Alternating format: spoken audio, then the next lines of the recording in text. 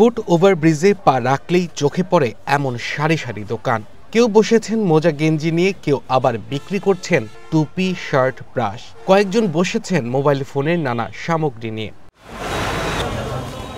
সিঁড়ি দিয়ে ব্রিজে উঠতে গেলেই চোখে পড়বে ছিন্নমূল মানুষের অবস্থান। কেউ শুয়ে আছেন, কেউ ভিক্ষা করছেন, যা প্রতিনিয়ত বিপাকে ফেলছে পথচারীদের।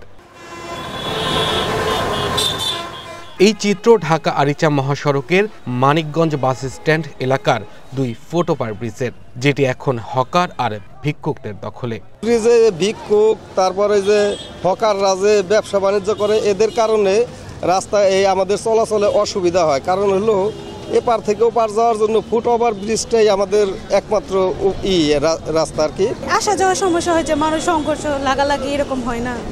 আর দোকানের জন্য তো যে ছেলে মানুষ মেয়ে মানুষ আর কি একসাথে এক এক সময় ধাক্কাও লাগে, তো এটা ঝামেলাই হয়। তো কষ্ট হয়, মনে করেন রাস্তা ভিড় হলে একটু সমস্যাই হয়, মহিলাদের সমস্যা হলে বেশি।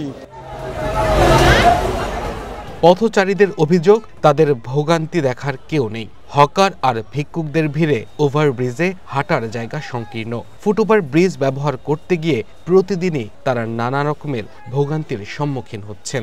যারা এখানে ভিক্ষুক বা দোকানদারা বসলে রাস্তা সাই বাজার চাপলেই তো আপনারই হয়, যাতায়াতের একটু অসুবিধা হয়, ভিজে হয়, মেয়েদের জন্য আরও বেশি হয়। যে সমস্ত হকাররা আছেন তাদের পুনর্বাসন করা, ভিক্ষুকদের নিয়ন্ত্রণ করা বা তাদের যদি কর্মসংস্থান করা যায়, এই ধরনের প্রবলেমগুলো যদি সলভ হয়, এটা আরও নিরাপদ হবে আর জনগণের যাতায়াতের সুব্যবস্থা হবে।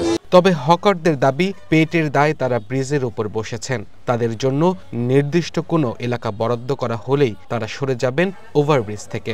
আমাদের এই জায়গা তো আপনার হাঁটার পথে একটু সমস্যা কমই হয়, যে গাড়িতে রাস্তাঘাটে যারা বসে রয়েছে তাদের ওই জায়গার বেশি সমস্যা। অল্প কয়েকদিন লেগে বসছি, আমরা গরিব মানুষ যদি বসবে না চলে যাবো অন্য জায়গায় যাবো।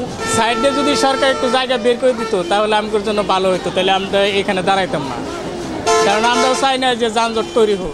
সমস্যাটি নিয়ে উপজেলা নির্বাহী কর্মকর্তা বলছেন, হকার উচ্ছেদে দ্রুতই ব্যবস্থা নেওয়া হবে। বিষয়টি নিয়ে অলরেডি আমরা কাজ করছি। বেশ কয়েকবার আমরা কিন্তু মৌখিকভাবে ওনাদের নিষেধ করেছি, কারণ এটা তো নির্ধারিত জায়গা বাজার আছে, সেখানে গিয়ে বাজার বসবে। আর তার চেয়ে বড় কথা হচ্ছে নেক্সট আইন শৃঙ্খলা মিটিংয়ে এটা নিয়ে আমি জোরালোভাবে কথা বলবো। 2022 সালে প্রায় 5 কোটি টাকা ব্যয়ে মানিকগঞ্জ বাস স্ট্যান্ড এলাকায় এই ব্রিজ দুটি নির্মাণ করে সড়ক ও জনপথ বিভাগ। Abdullah Al Mamun, one national desk.